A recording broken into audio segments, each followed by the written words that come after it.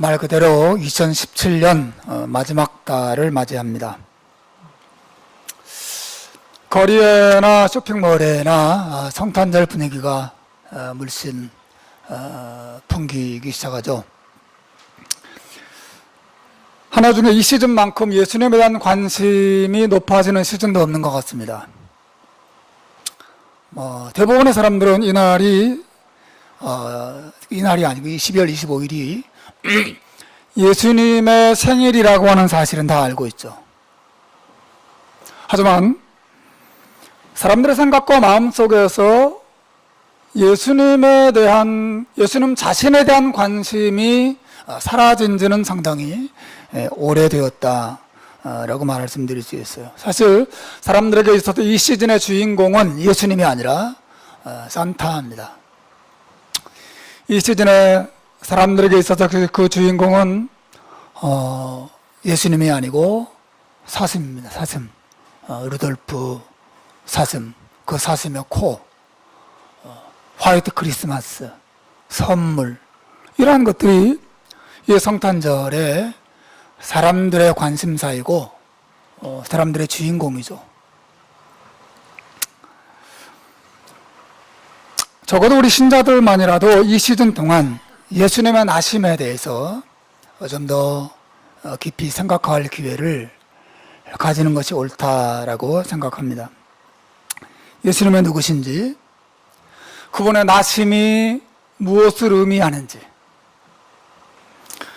성탄절을 통해서 하나님께서 우리에게 주시는 메시지가 무엇인지 우리가 성경을 통해서 살펴보는 그런 기회가 되는 12월이 됐으면 좋겠어요. 그래서 제가 앞으로 이 12월 한 달 동안 성탄절 관련된 시리즈를 여러 차례 설교를 하려고 합니다. 오늘 우리가 읽은 이 마태복음의 내용이 가지는 중요성이 바로 그거죠. 이 내용은 예수님이 행하신 여러 가지 이적에 대한 것도 아니고 예수님이 주신 말씀에 대한 내용도 아니고 예수님의 십자가의 죽으심이나 부활에 대한 그런 진리를 우리에게 소개하고 있는 내용도 아니에요. 오늘 본문의 내용은 예수님의 나심에 대해서 이야기하고 있어요. 예수님의 나심. 여러분, 예수님의 중요성은 그분이 자라서 어른이 되고 대학을 나오고 논문을 쓰고 취직을 해서 돈을 벌고 그래서 사회에 높은 어떤 지위에 진출해서 그분이 이루신 어떤 위대한 일 속에 그분의 중요성이 있는 것이 아닙니다. 예수님의 중요성은 그분의 나심으로부터 시작돼요. 그분의 나심에 대해서 알아야 합니다. 성경이 예수님의 나심을 우리에게 소개하는 이유가 바로 거기 있습니다. 예수님의 나심 안에는 하나님의 은혜와 하나님의 뜻과 하나님의 계획이 그 나심 속에 다 들어있기 때문에 예수님의 나심과 관련된 이 사건들을 우리가 함께 주목하고 또 생각해 볼 필요가 있어요. 여러분이 만일 사람들에게 예수님의 나심에 대해서 소개한다면 어떤 사건부터 소개하시겠습니까?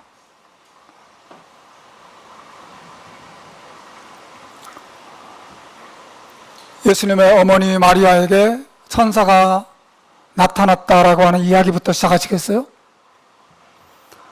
그 성령으로 처녀의 몸에 예수님께서 잉태되었다라고 하는 그 기적부터 여러분 예수님의 나심을 소개하시겠습니까? 아니면 동방박사들이 멀리서 예수님을 찾아와서 예물을 드리면서 경배했다라고 하는 그 예수님의 나심에 대한 그런 이야기부터 여러분 예수님의 나심을 소개하시겠어요? 다 의미 있는 일이겠지만 오늘 본문에서 마태복음의 저자인 마태는 예수님의 나심을 그런 것들로부터 출발해서 소개하고 있지 않습니다. 마태가 자신의 복음서를 처음 열어서 예수님의 나심을 소개할 때의 그 내용은 예수님의 족보 이야기였어요. 예수님의 족보 이야기로부터 예수님의 나심을 소개합니다. 마태복음 1장 1절. 사실상 신약 성경의 첫 번째 장, 첫 번째 절이죠. 첫 출발 구절이 어떻게 시작하는 걸 보십시오. 여러분 1절 한번 읽어보겠습니다. 시작. 아브라함과 다윗의 자손 예수 그리스도의 계보라 그랬어요. 마태는 예수님께서 아브라함과 다윗의 가문에서 태어났다는 사실을 이야기하면서 예수님의 나심을 소개해요. 그리고 그 뒤로 우리가 뭐 낳고 쭉 읽었지만 아브라함으로부터 시작해서 다윗까지의 족보, 그리고 다윗으로부터 예수님에게 이르는 약 2000년에 이르는 긴 세월의 역사를 소개하고 있고, 그 가문의 대는 모두 42대에 이르게 됩니다. 예수님의 족보 이야기. 여러분, 왜 마태복음의 저자가 예수님께서 아브라함과 다윗의 가문에서 태어났다는 사실을 자신의 복음서 첫 구절에서부터 소개하면서 시작하는 걸까요? 왜 족보 이야기부터 하는 걸까? 물론 그런 사람들이 있어요. 자기를 소개할 때, 저는 말이죠, 박혁거세의 몇 대 후손입니다. 이렇게 자기의 족보 이야기를 하면서, 자기를 소개하는 사람이 종종 있죠. 근데 분명히 그 가문이 자랑스럽기 때문에, 그리고 자기가 그런 가문에 속했다는 사실을 사람들에게 과시하기 위해서 족보 이야기를 하면서 자기를 소개하고, 혹은 어떤 사람을 소개하는 경우가 많이 있습니다. 하지만 여러분, 이 마태가 예수님의 가문 이야기, 예수님의 족보 이야기를 하면서 예수님을 소개하는 것은 단순히 그 족보가 훌륭하기 때문에, 그 족보가 자랑스럽기 때문에, 예수님이 그처럼 훌륭하고 유명한 가문에서 태어났다는 사실을 과시하기 위해서 그렇게 말씀하시는 것이 아니라고 하는 거죠.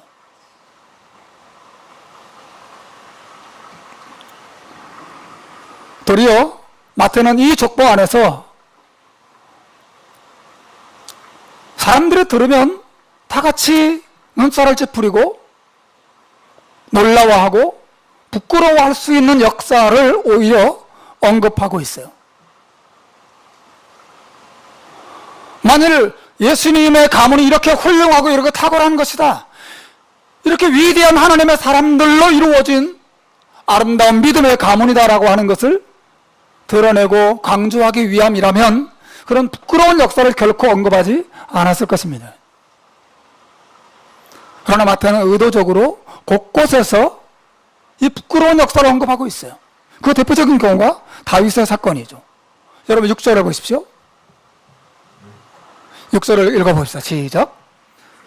이새는 다윗 왕을 낳으니라. 다윗은 우리아의 아내에게서 솔로몬을 낳았다. 우리는 다윗이 솔로몬을 낳고 솔로몬은 위대한 왕이라는 걸 알고 있어요. 그런데 마태는 다윗과 솔로몬을 소개하면서 그 가운데 이 다윗이 솔로몬을 낳은 그 어머니가 우리아의 아내라고 소개하고 있어요. 사실 우리아의 아내는 이름이 아니고 누구누구 부인 그런 뜻이죠. 이 우리아의 아내의 진짜 이름은 밧세바예요. 마태가 다윗은 밧세바에게서 솔로몬을 낳고라고 말하고 있지 않고 우리아의 아내에게서 솔로몬을 낳았다라고 말하고 있어요. 아주 의도적이죠. 다윗이 솔로몬을 낳은 부인이 다윗의 부인이 아니라 다윗의 아내가 아니라 누구의 아내라고요? 우리아의 아내라는 사실을 이야기하고 있습니다. 우리아의 아내. 아주 의도적이에요, 여러분. 밧세바라는 이름도 쓰지 않고, 사실 그 앞부분에 보시면 아브라함의 부인 이름도 언급하지 않습니다. 그냥 아브라함이 이삭을 낳고 이렇게 지나갔어요. 이삭의 부인을 언급하지 않습니다. 이삭이 그냥 야곱을 낳았다 이렇게 말하고 있어요. 그냥 넘어가고 있습니다. 대부분의 사람들이 부인을 언급하지 않고 다 지나가요. 근데 다윗에게 이르러서 그냥 다윗이 솔로몬을 낳고 지나가면 되거든요. 근데 마태가 그렇게 하지 않습니다. 한 여인을 끄집어와서 다윗이 우리아의 아내에게서 솔로몬을 낳았다는 사실을 일부러 아주 의도적으로 강조하고 있는 것이죠. 여러분, 우리아가 누구예요?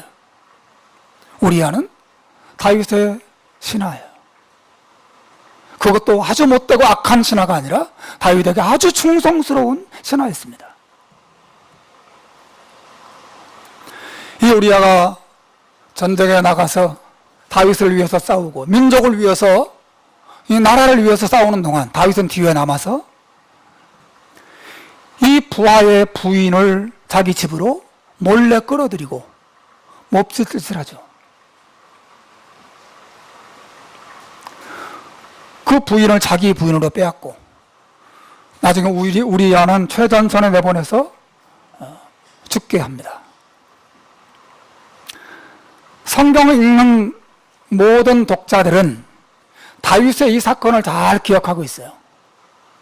다윗이 그렇게 자기의 충직한 신하를 죽이고 그의 부인을 빼앗은 다윗 인생의 가장 부끄럽고 수치스러운, 그리고 감추고 싶은 그런 역사를 마태가 의도적으로 언급하고 있고, 우리아의 아내라고 하는 말로 다윗의 악함, 다윗의 더러움, 다윗의 죄, 다윗의 타락을 드러내고 있는 것이죠.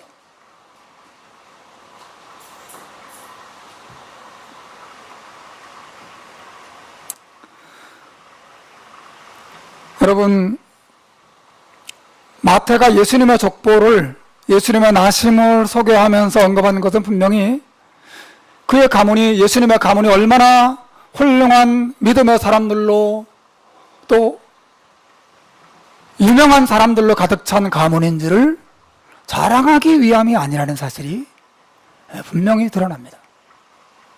그 다음 구절에 또한 경우도 나와요. 여러분, 3절을 보시면 다말이라고 하는 사람이 나와요.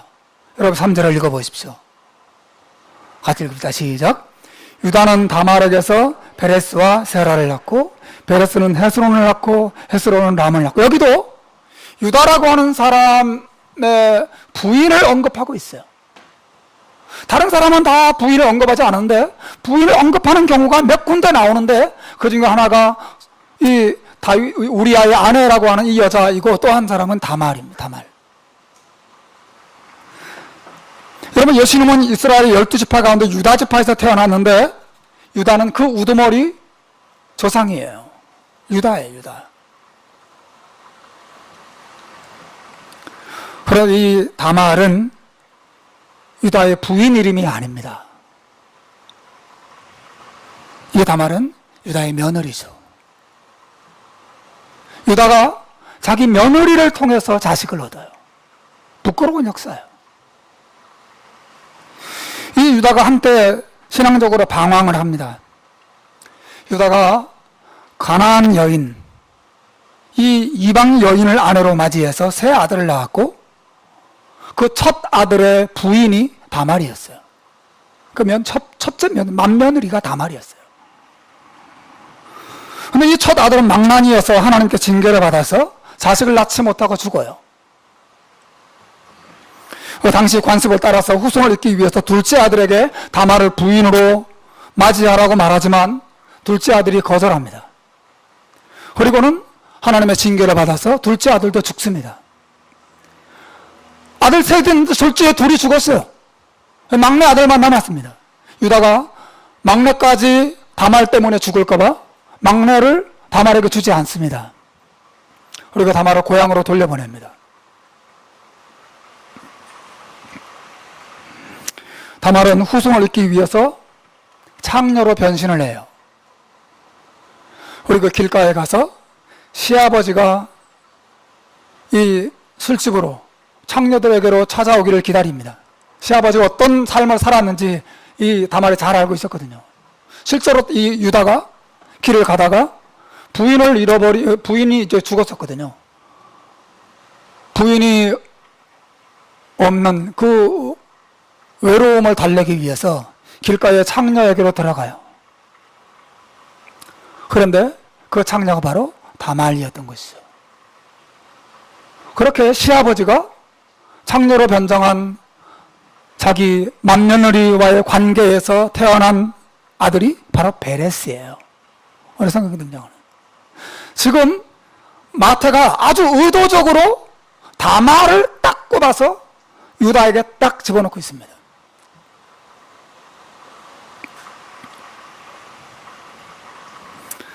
여러분, 그것만이 아니야. 여러분, 5절에 보시면 또 한 사람의 여인이 등장하죠. 바로 라합이라고 하는 여인이에요. 살몬은 라합에게서 보아스를 낳고, 여러분, 이 긴 2000년의 족보 가운데 여인들이 얼마나 많았겠어요? 그런데 마태는 아주 의도적으로 몇몇 여인들만 꼽아서 소개하고 있어요. 이 라합은 누구예요? 여러분 잘 알다시피 가나안 땅에서 여호수아가 가나안을 점령할 때 첫성 여리고에서 살던 기생 라합이었죠. 이 여인도 술집에서 몸을 팔고 웃음을 팔고 술을 팔던 그저 그렇고 그런 여인이었단 말이죠. 그것도 이방 여인이었습니다. 살몬이라고 하는 사람이, 이거는 우리가 잡아먹는 그 살몬이 아닙니다. 이 살몬은 사람 이름 살몬입니다. 살몬이 라합으로부터 그와 결혼해서 보아스를 낳고, 이 보아스가 룻을 낳고, 보아스가 룻을 낳고 오벳을 낳습니다. 룻을 통해서 오벳을 낳고, 오벳이 이새를 낳고, 이새가 이제 다윗을 낳게 되죠. 그 뒤에 나오는, 그 5절에 나오는 룻 역시 이방 여인이죠. 여러분, 마태가 의도적으로 뽑아서 이름을 언급하고 있는 여자들은 다 이방 여인들이요, 술집 여인들이요, 음란한 여인들이요, 문제가 많은 여인들이었습니다. 그리고 실제로 여인들만이 아니라 그들과 관계를 맺었던 모든 남자들 역시 죄인들이었고 음란하고 타락한 그런 인생들이었다는 사실을 우리에게 보여주고 있습니다. 여러분, 이 책의 저자 마태가 예수님의 족보로 소개하면서 이런 이름들을 의도적으로 넣었다는 사실은 그가 이 족보 이야기를 통해서 예수님의 가문이 얼마나 훌륭하고 유명한 가문인지를 드러내기 위함이 아니라는 것이죠. 도리어 이 가문이 얼마나 하나님의 말씀에 순종하지 않는 사람들로 가득한 가문인지, 얼마나 부패하고 타락한 가문인지를 이야기하고 있고, 그 이야기를 우리 독자들에게 전달하고자 하는 것이에요. 사실 이 가문의 모습은 우리들의 모습이죠. 예수님의 가문은 우리의 모습과 똑같아요. 겉으로 볼 때는 훌륭해 보이는 가문입니다. 겉으로 볼 때는 돈이 많고, 겉으로 볼 때는 화려하고, 겉으로 볼 때는 홍보를 많이 하고, 겉으로 볼 때는 매우 종교적이고 신실해 보이지만, 사실은 그 껍질을 한꺼풀 벗겨보면 그 속에 온갖 더러움과 음란함이 가득한 가문들이 바로 우리의 모습이죠. 우리 집안의 이야기예요. 자기를 자랑하고, 자기 가문을 자랑하고, 자기 인생을 하나님 앞에 자랑한다고 하는 것이 여러분 얼마나 부끄러운 일인지 우리가 알아야 합니다.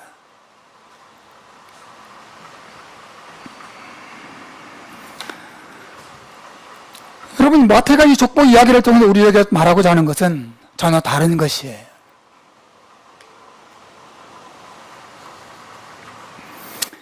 그것은 예수님의 나심이 전적으로 하나님의 은혜의 결과이라는 사실을 강조하고자 하는 것입니다. 아브라함과 다윗의 자손 예수 그리스도의 계보라.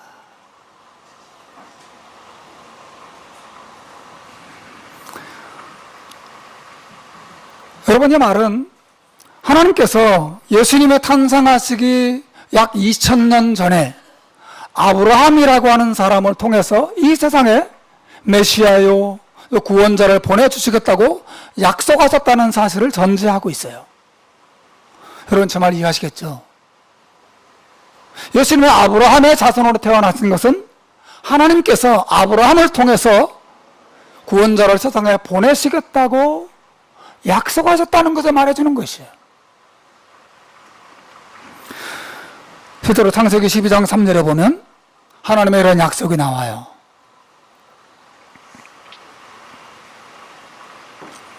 너를 축복하는 자에게는 내가 복을 내리고 너를 저주하는 자에게는 내가 저주하리니 땅의 모든 족속이 너를 인하여 복을 얻을 것이니라.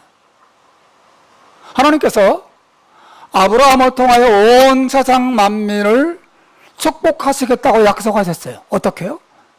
그의 후손을 통해서 사실은 메시아를 보낼 것을 약속하신 것이죠. 또 실제로 뒤에 창세기 22장 18절에 보면 더 분명히 나와요. 또 내 씨로 말미암아 천하 만민이 복을 얻을 것이다. 여러분, 이 구절을 사도 바울이 어떻게 해석했는지 아세요? 갈라디아서 3장 16절에 보면 이렇게 말합니다. 이 약속들은 아브라함과 그 자손에게 말씀하신 것인데 여럿을 가리켜 자손들이라 하지 아니하시고 오직 하나를 가리켜 내 자손이라 하셨으니 곧 그리스도라. 하나님께서 너의 자손을 통해서 세상 모든 만민을 축복하겠다고 했을 때 그 자손은 예수님을 가리키는 것이라고 사도 바울이 해석하고 있어요. 여러분, 마태가 예수님은 아브라함의 자손으로 오셨습니다 라고 말할 때 그것은 그냥 혈통만이었다는 게 아니라 하나님께서 아브라함을 통해서 보내시겠다고 약속하신 그 메시아가 바로 예수라는 사실을 강조하고자 하는 거예요. 예수님은 아브라함의 자손으로 오셨구나. 그분은 아브라함에게 주신 약속의 결과이구나 알게 되는 거죠. 또 예수님이 태어나시기 약 1000년 전에 다윗에게도 동일한 약속을 주셨어요. 여러분, 사무엘하 7장 16절에 보면 하나님의 약속이 나와요. 내 집과 내 나라가 내 앞에서 영원히 보존되고 너의 위가, 즉 너의 그 왕위가 영원히 견고하리라 하셨다 하라. 하나님께서 다윗에게 주신 약속이거든요. 다윗의 나라를 영원히, 다윗의 왕위가 영원히 보존되게 하시겠다는 거예요. 이 말이 무슨 말이에요? 이 말은 다윗이 죽지 않고 영원히 살게 하겠다 그런 뜻이 아니에요. 다윗을 통해서 영원한 왕이 태어날 것을 예언해 주는 것입니다. 실제로 예수님이 태어났을 때 천사가 마리아에게 나타나서 이 사실을 이야기합니다. 누가복음 1장 31절로 33절 이 구절을 한번 읽어보겠습니다. 같이 읽읍시다. 시작. 내가 수태하여 아들을 낳으리니 그 이름을 예수라 하라. 저가 큰 자가 되고 지극히 높으신 이의 아들이라 일컬을 것이요 주 하나님께서 그 조상 다윗의 위를 저에게 주시리니 영원히 야곱의 집에 왕노로 다실 것이며 그 나라가 무궁하리라. 여러분, 하나님께서 예수님을 다윗의 자손으로 보내셨다고 하는 것은 다윗처럼 그분이 왕이 되셔서 영원한 나라를 세우시고 그 후의 나라를 영원토록 통치하게 하시겠다고 하는 것을 약속해 주시는 거예요. 사랑하는 여러분, 저는 제가 이 사실을 지금 다 강론할 마음은 없고 그것도 불가능한 일이죠. 다만 한 가지를 설명하고 싶은 거예요. 마태가 예수님을 가리켜서 그분은 아브라함과 다윗의 자손으로 태어나셨다라고 말할 때 그것은 단순히 그냥 피를 이어받고 태어났다 그런 뜻이 아니에요. 이것은 하나님께서 아브라함에게 보내겠다고 약속하신 그 구원자, 다윗에게 보내겠다고 약속하신 그 메시아가 바로 예수님이라는 사실을 말하고자 하는 것이죠.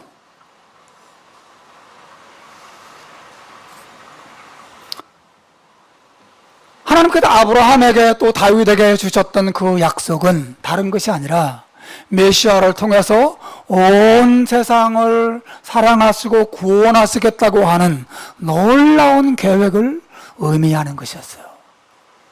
하나님의 구원 계획.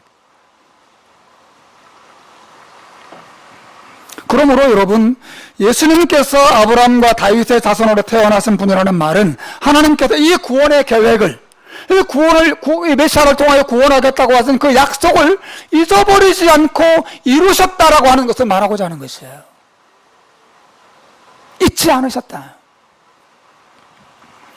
그리고 그 구원 계획을 이루시는 것을 미루지도 않으시고 때가 되어서 그들을 성취시키셨다는 사실을 마태가 말하고자 하는 것입니다. 사랑하는 여러분, 이것이 바로 하나님의 은혜예요. 여러분, 저를 좀 보십시오. 하나님의 은혜가 뭐예요? 하나님의 은혜라고 하는 것은 하나님께서 우리에게 좋은 것 주시는 것만 하나님의 은혜가 아니에요.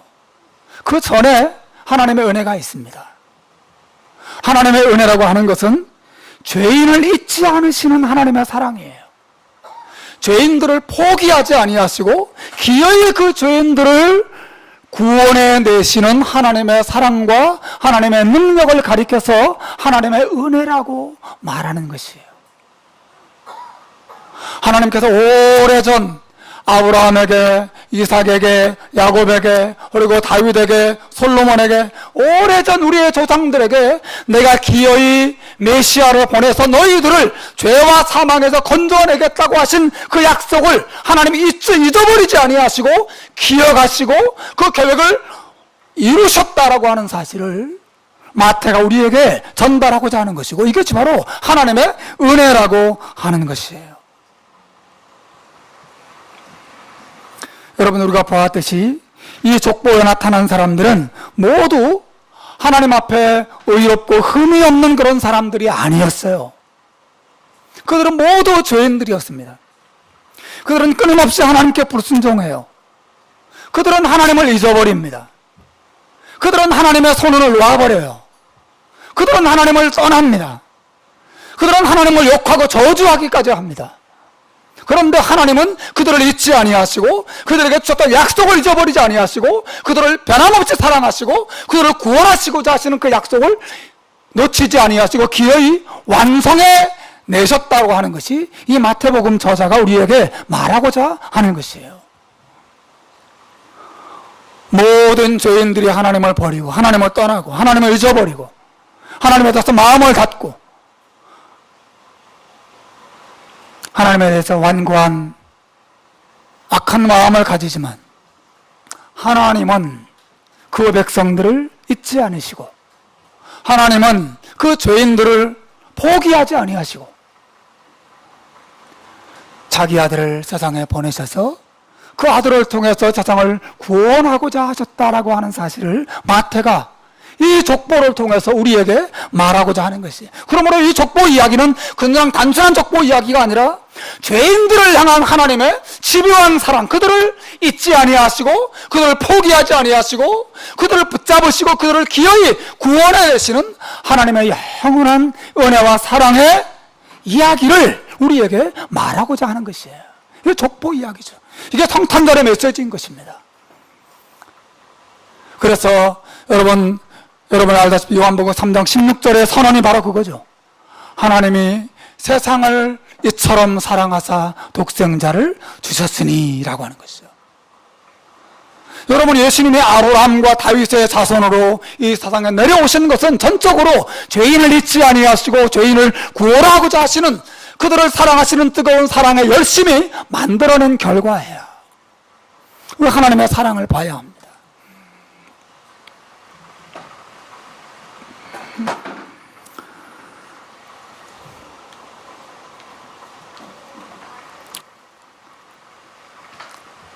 영화 이야기가 있어요. 저는 보지는 않았지만 한번 보고 싶은 영화입니다. 영화 제목이 첫 키스만 50번째라고 하는 제목이에요. 뭔가 좀 야릇한 영화 같죠? 그러나 그런 영화는 아니고요. 보신 분이 있을지 모르겠어요. 첫 키스만 50번째 한 남자의 이야기. 그 영화 내용을 제가 쭉 보고 아주 꼭 한번 보고 싶은 마음이 들었어요. 야, 그거 봐야지. 혹시 저랑 같이 보고 싶은 분이 있으면 말씀하시면 같이 보겠습니다. 그 영화의 주인공은 헨리라고 하는 사람인데, 이 헨리라고 하는 남자가 루시라고 하는 여자와 사랑에 빠져요. 그리고 데이트를 합니다. 그런데 사랑에 빠져서 데이트를 하고 그 다음 날 이 헨리가 루시를 만나는데 이 루시가 헨리를 못 알아봐요. 마치 처음 보는 남자처럼 대하는 거예요. 알고 보니까 이 루시는 전향성 기억상실증 환자예요. 그 전날 자기와 사랑을 나누었던 그 한 남자의 얼굴을 기억하지 못하는 거죠. 헨리가 얼마나 황당하겠어요? 자기가 어제 데이트를 하면서 첫 키스를 나누었는데 그 다음날 자기를 모르는 채 하는 거죠. 헨리가 너무너무 낙심하고 좌절합니다. 그러다가 헨리가 발상의 전환을 해요. 내가 낙심하고 좌절할 것이 아니라 나는 매일 새로운 사랑을 하리라. 그런 마음을 갖습니다. 그래서 날마다 이 여인을 찾아가서 프로포즈를 하는 것입니다. 그래서 새롭게 사랑을 하고 새롭게 사랑을 하고 루시에게만 50번 첫 키스를 하는 거예요. 말하자면 제 말 무슨 말 이해하시겠죠? 날마다 자신을 잊어버리는 그 여자를 잊지 않고 날마다 찾아가서 프로포즈를 하고 사랑의 입맞춤을 하고 사랑을 고백하고 하는 그 남자의 이야기를 담은 영화래요. 보고 싶죠? 예? 저도 제 아내랑 같이 한번 봐야 되겠어요. 제가 그 기사를 보면서 하나님 생각이 났어요.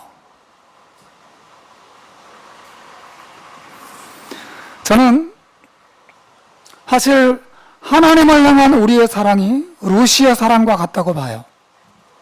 마치 기억상실증에 걸린 사람의 사랑이죠. 어제 하나님을 사랑한다고 고백했지만 오늘 금방 또 나는 그 사랑을 잊어버리고 다른 남자를 사랑하고 있는 여자와 같습니다. 우리는 하나님을 자주 놓쳐버려요. 하나님을 잊어버립니다. 하나님을 우리의 마음에서 아주 손쉽게 지워버려요. 하나님을 향한 우리의 사랑은 루시의 사랑과 같지만 우리를 향한 하나님의 사랑은 마치 헨리의 사랑과 같아요. 우리를 잊지 아니하시는 거죠. 날마다 우리에게 찾아오셔서 사랑을 고백하시고 날마다 우리에게 찾아오셔서 입 맞추시고 프로포즈를 하시는 것이 바로 우리의 하나님이시란 거죠.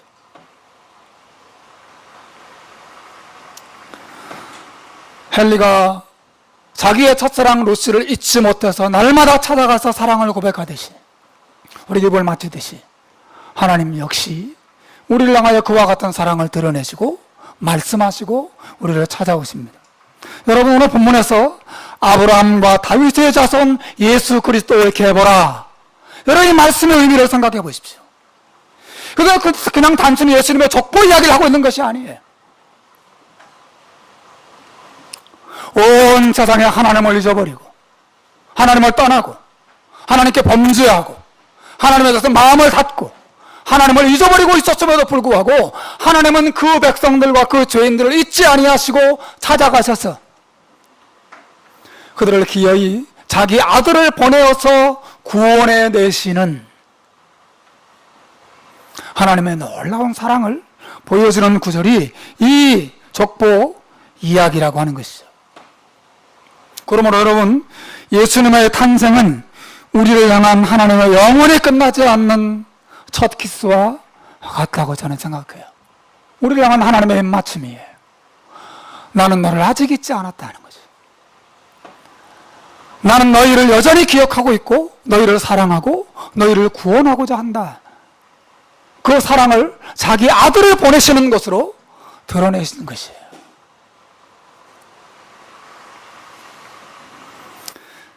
여러분 이거 성탄절의 메시지예요. 성탄절은 우리를 향한 하나님의 집요한 사랑입니다. 성탄절은 죄인된 우리를 잊지 아니하시는 하나님의 영원한 사랑의 나타남을 의미하는 것이에요.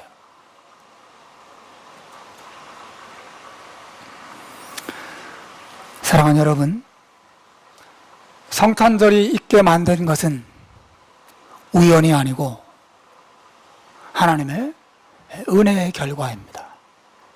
하나님 우리를 잊지 아니하시는, 죄인들을 잊지 아니하시는, 죄인들을 기억하시고 죄인들을 돌보시는 그런 하나님의 모습을 우리에게 기억하게 하죠. 여러분 그거 기억하고 계세요? 하나님 여러분을 늘 기억하고 계시고 하나님 여러분을 늘 사랑하시고 여러분을 긍휼히 여기시고 여러분을 예수 그리스도를 통해서 구원하고자 하시는 뜨거운 사랑의 열심을 하나님께서 여러분을 향하여 가지고 계시다는 사실을 이 성탄절날 생각하고 기억하는 시간이 되시기를 바랍니다. 그래서 하나님을 향한 여러분의 완고한 마음을 내어버리십시오. 성탄절은 그저 캐롤송이나 흥얼거리면서 선물만 주고받는 것으로 끝나는 날이 아니에요. 이날은 우리를 향한 하나님의 사랑이 나타난 날이에요. 하나님의 그 집요한 사랑, 우리를 잊지 아니하시는 하나님의 사랑의 열심이 예수님을 통해서 나타난 날이에요. 여러분, 하나님을 향한 냉랭함을 버리고 완고함을 버리고 불순종을 버리고 이 하나님의 사랑의 입맞춤을 받아들이시는 여러분 되시기를 바랍니다. 그래서 성탄절날 이 하나님을 만나고 하나님의 사랑을 마음껏 즐거워하고 기뻐하고 이 사랑을 즐기는 이 사랑의 기쁨을 함께 나누는 복된 성탄이 되시기를 주님의 이름으로 축원합니다. 기도하겠습니다.